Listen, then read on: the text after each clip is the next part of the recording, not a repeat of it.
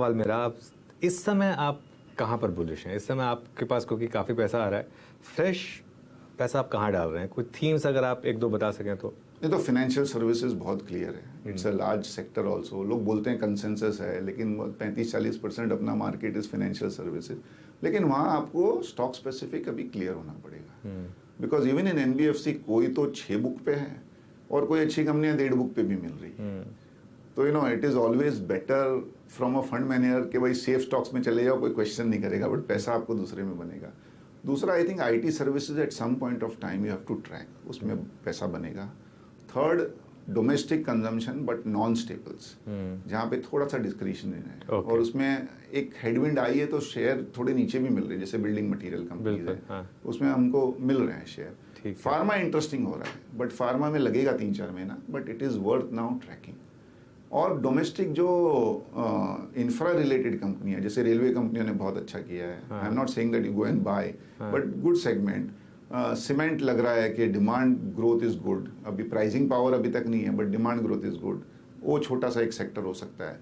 और इंडिया में एक अच्छी क्या चीज़ है ना, बहुत सारी लिस्टेड कंपनियां हैं और बहुत सारे नए थीम हैं। अभी एक बोलते हैं ना, एक टू प्ले ऑन लग्जरी या high and, that is a good theme, because ultimately अगर इंडियंस आर गेटिंग रिचर तो होगा उसमें वेल्थ मैनेजमेंट और एसेट मैनेजमेंट भी आएगा, बिकॉज अगर लोग रिच हो रहे हैं तो हमारा भी बिजनेस अच्छा ही करेगा। तो that is also a good theme which we can play from along. तो इंडिया में अभी बुलिश रहे, मतलब कोई सोचे भी नहीं है अभी हल्का सा भी नेगेटिव होने का। आपको हरदम है ना, you have to be cautious. I am not saying कि कल का कल ने 10-20-25% बढ़ जाएगा, but India keeps on growing at 6.5-7%। तो उसको देते हुए 15% रिटर्न बनाना, 12 से 15% रिटर्न बनाना बहुत पॉसिबल है। और कभी एक अच्छा साल चला गया तो दैट रिटर्न गेट्स हाईलाइटेड। तो 12 से 15% क्या अगर बन जाना चाहिए, अगर आप एक आप लेके बैठे तो।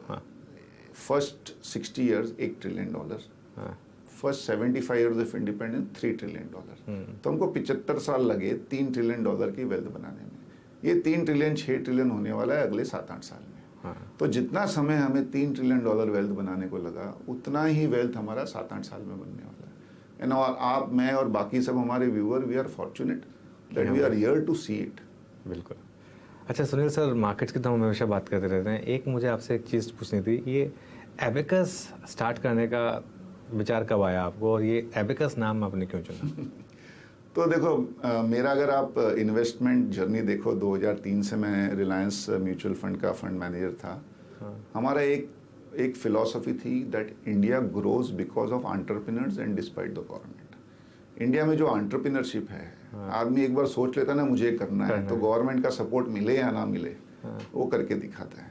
और वही स्टॉक्स में हमने काफ़ी पैसा बनाया, और वही स्टॉक्स की वजह से हम इतने बड़े फंड हाउस भी बन गए, और वही हमने कंटिन्यू किया अबैकस में। बट तभी 2017 में मैं सोच रहा था कि पूरी ज़िंदगी मैंने एंटरप्रेन्योरशिप को सपोर्ट किया है और मैं खुद ही एंटरप्रेन्योर नहीं बन रहा हूँ। तो that was the starting point कि अभी आगे 10-15-20 साल ऐसा करना है कि जो मुझे करना है मैं करूँ, rather than concentrating on having the largest assets, can we have the best assets and best return. So that was the starting point. तो अबैकस तभी शुरू हुआ 2018 में। अबैकस जो है, ABACUS was the first counting instrument। हम जब standard slate में आते थे, तो अगर आप हमारा टैगलाइन देखो तो उसमें लिखा है बिलीव इन द बेसिक्स। तो हमारा व्यू है कि जो बेसिक्स है दैट मेक्स मनी। और इसको थोड़ा मैंने मॉडिफाई कर दिया, KKUS is the name of my family, Kanchan, Khushi, Ujjwal, Sunil. अरे वाह, बहुत शानदार, बहुत शानदार। अच्छा, तो ये आपने थोड़ा सा इनोवेशन डाल दिया इसमें। तो सुनील सर, अगले 10 से 15 साल में आप अपने आप को कहाँ देखते हैं फिर? सर मुझे पता नहीं, मैं ये देखता हूँ कि अगर इंडिया ग्रो होगी तो आप, मैं, बाकी सब भी ग्रो होंगे। तो वी आर देयर, पैशनेटली काम करना है। मैं ओमाहा में गया था और बाकी तो सब काफ़ी, वॉरेन बुफे और चार्ली मुंगर ने बहुत कुछ बोली। एक चीज़ जो पहले लगता था ना, अरे यार वर्क लाइफ बैलेंस, रिटायर होना है, अब मेरा बहुत क्लियर है, I will retire in my grave.